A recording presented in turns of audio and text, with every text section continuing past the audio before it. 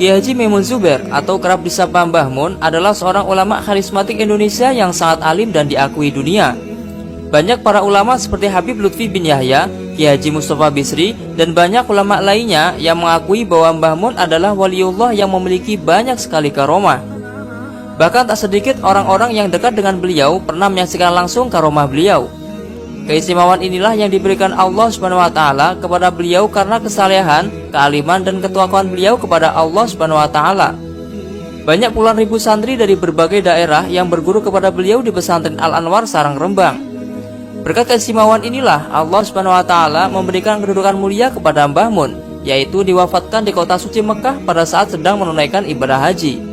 Beliau dimakamkan di pemakaman Ma'la berdampingan dengan makam orang-orang soleh, para ulama, bahkan ahlul bait Nabi seperti ibu Nabi Muhammad Siti Aminah, kakek Rasulullah Abdul Muthalib, paman Nabi Abu Thalib, dan istri pertama Nabi Muhammad SAW yaitu Siti Khadijah. Lalu seperti apa 7 karomah luar biasa Mbah Mun? Tonton video ini sampai selesai. Yang pertama, mobil Mbah Mun berjalan tanpa bahan bakar. Dahulu, Mbah Mun sering ke Pasuruan menaiki mobil.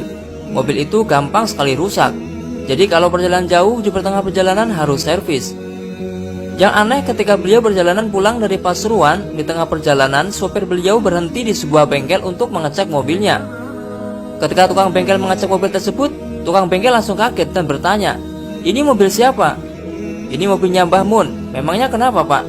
Sang sopir langsung menjawab.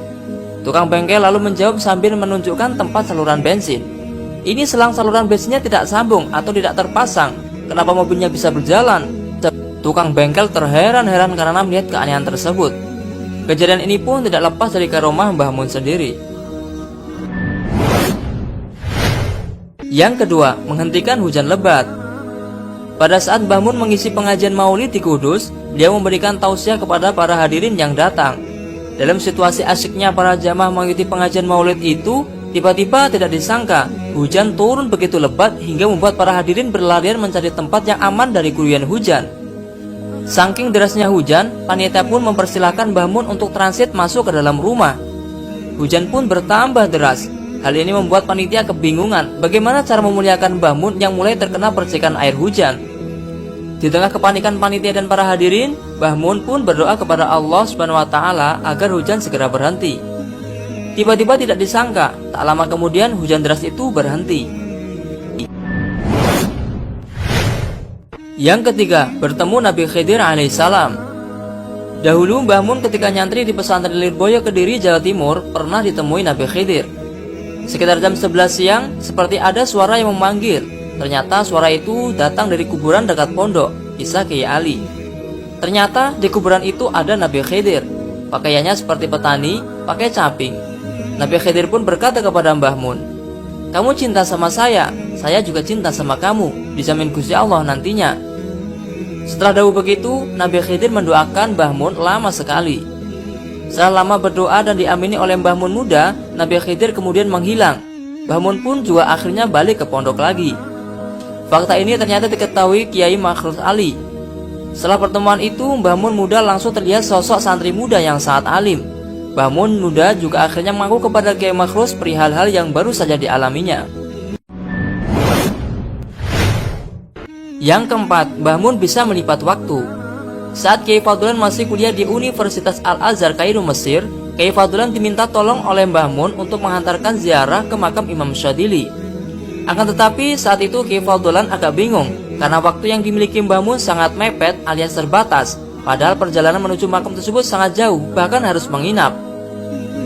Dengan keyakinan dan ketaatiman kepada beliau, Kiai Fadlan tetap mengiyakan permintaan beliau. Kiai Fadlan menyewa mobil dan sopir untuk menghantar beliau dan istrinya. Singkat cerita, perjalanan darat yang jaraknya 400 km dengan medan jalan yang sulit dan biasanya ditempuh selama 7-9 jam, waktu itu hanya ditempuh selama 2,5 jam saja.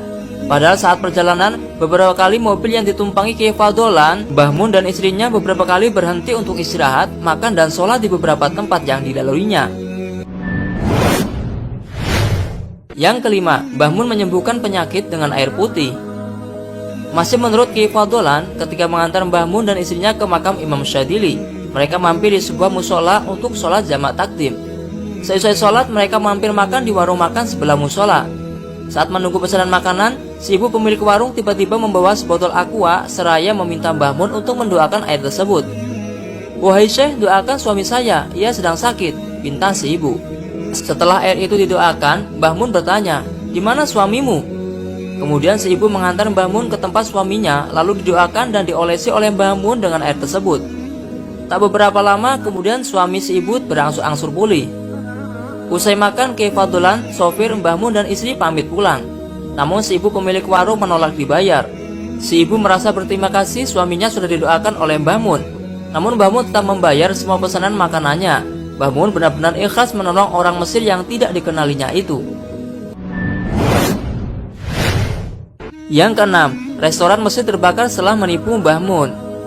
Kyai Faudolan juga menceritakan saat ia dalam perjalanan mengantar Mbah Mun dan istrinya menuju makam Imam Syadzili. Mbah Mun minta untuk mampir dulu di sebuah restoran yang bergandengan dengan hotel. Malam itu Mbah Mun, istrinya, Kyai Faudolan dan sopir memesan makanan seafood. Setelah makan, Mbah Mun memberi uang 300 pon Mesir kepada Kyai Faudolan. Uang sebanyak itu harusnya sudah cukup untuk membayar makan mereka berempat. Akan tetapi si kasir bilang totalnya 750 pon Mesir. Langsung saja Kyai Faudolan mengeluarkan uang dari dompetnya untuk menambal kekurangannya. Tanpa diduga, Mbah Mun mengetahui kejadian itu, seraya berkata, "Mas Faudolan, kok nambah banyak?" tanya beliau. Kyai Faudolan menjawab, "Tidak nambah, Mbah Yai." "Loh, saya lihat nambah kok," kata beliau. Karena orang Arab Mesir biasanya ngitung uang di angka di depan mata dia, maka kelihatan dari jauh jumlah tambahannya lebih banyak. Ringkas cerita, beliau mendesak pertanyaannya. "Berapa itu tadi, Mas?" tanya Mbah Mun. Kyai Faudolan menjawab, 750 pon, Mbah Yai." Saking tidak ridhonya harga yang terlalu mahal, terucap kata-kata Mbah Mun seperti ini, "Laisa minna, bukan dari golongan kita." Masya Allah, saat mereka berempat keluar dari restoran tersebut, tidak berapa lama kemudian restoran itu terbakar bersama hotelnya. Tidak bisa dipadamkan. Sang sopir menelpon Kyai Faudolan. "Masya Allah, kalumu Syekh Maimun Zubair, kalamuhu doa." Omongannya Syekh Maimun Zubair bahaya, omongannya itu doa. "Al-funtuk alladzi nakul fi mahruk lam yati fihi." Hotel yang kita buat makan tadi terbakar dan tidak bisa dipadamkan. Yang ketujuh, Mbah Mun sudah mengetahui tanggal wafatnya. Kisah Pak Sotikun, jamaah haji asal Tegarjo, Magelang, Jawa Tengah. Pak Sotikun berkisah, pertemuannya dengan pengasuh pesantren Al-Anwar Karangmangu, Sarang, Rembang tersebut bermula ketika ia diberi kabar kakaknya Ahmad Dimyati yang juga alumni pesantren Al-Anwar bahwa Kyai Maimun sekarang sedang melaksanakan ibadah haji. Pak Sotikun diminta kakaknya untuk sowan meminta berkah ke hotel di mana beliau menginap.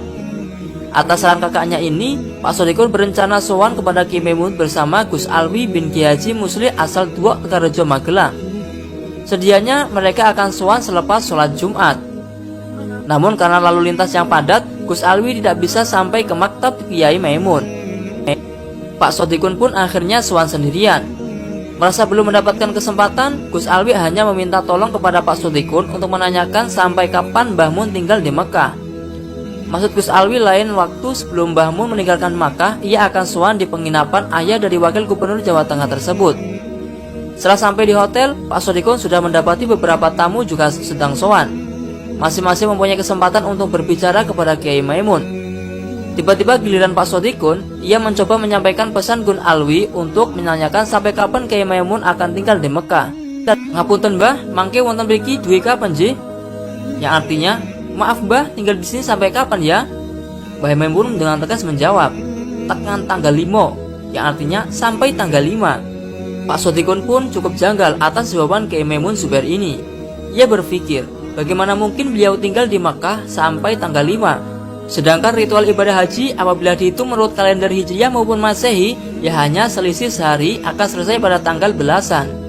Pak Sotikun pun hanya husnuzon bahwa yang dimaksud Mbah Mun dengan tinggal di sini sampai tanggal 5 adalah tinggal di dalam hotel yang beliau tempati saat ini, bukan tinggal di Makkah. Menjelang subuh, hujan mengguyur kota Makkah. Pak Sotikun yang berangkat ke Masjidil Haram pun basah kuyup. Baginya cuaca kali ini aneh karena terjadi pada musim panah. Saya sempat bertanya-tanya di dalam hati, ada apa ini? Tuturnya. Hingga akhirnya beberapa saat kemudian, hati Pak Sotikun tersentak oleh kabar wafatnya Mbah Mun. Di kepalanya kembali teringat dawuh Mbah Mun saat di hotel. dan baru sadar bahwa pemahaman Pak Solikun meleset. Pada tanggal 5 Zulhijjah 1450 Hijriah atau 6 Agustus 2019, Mbah Mun memang bukan hanya meninggalkan hotel, tapi juga Makkah, bahkan dunia dengan segenap hiruk-pikuknya ini. Wallahu a'lamu bishawab. Nah, itulah 7 karomah luar biasa Mbah Mun Zubair. Terima kasih telah menonton video ini, semoga bermanfaat dan dapat menambah rasa iman kita kepada Allah SWT.